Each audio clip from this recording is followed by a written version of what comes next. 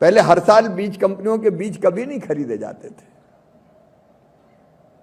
किसान की जो फसल होती थी उसमें से अच्छा मोटा बीज छानते थे, छन्ना लगा के मोटा मोटा जो अच्छा था उसको सुरक्षित रख देते थे कि ये बोने के लिए है, और वही बीज बोते थे और उसी में फसलें पैदा होती थी।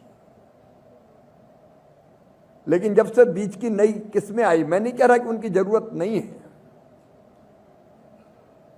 और उसमें हम खुद ही कहते हैं कि 3 साल में बीज बदलो। ये तो वैज्ञानिक आधार पर ही हम लोग कहते हैं कि अब बीज बदल लो, ये बीज अब बेकार, चलन से बाहर करो इसको। और बीज बदलो तो बीज कंपनियों के पास जाओ, क्योंकि सरकार अकेली व्यवस्था नहीं कर पाती उतने बीज की। हम ब्रीडर बीज बनाते हैं, नीचे देते हैं, लेकिन ये बीज बदलने का चक्र शुरू हो जाता है। अब मुझे समझ में नहीं आता कि बरसों तक कभी बीज बदले ही नहीं गए और वो बीज चलते रहे, क्योंकि यही बीज मौलिक अधिकार है।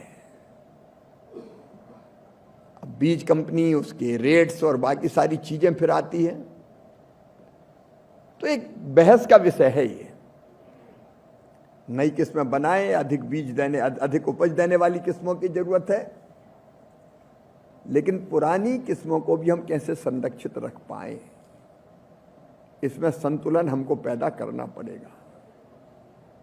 और जो अधिकार, ये कानून है पादप जीनोम संरक्षक, ये उसमें बहुत महत्वपूर्ण भूमिका का निर्वाह कर रहा है। अब 3024 में आप बता 3000 तरह की किस्में जो रजिस्टर हुई है और 10,000 हो चुकी है। तो ये कानून साधारण कानून नहीं है, बड़ा काम कर रहा है।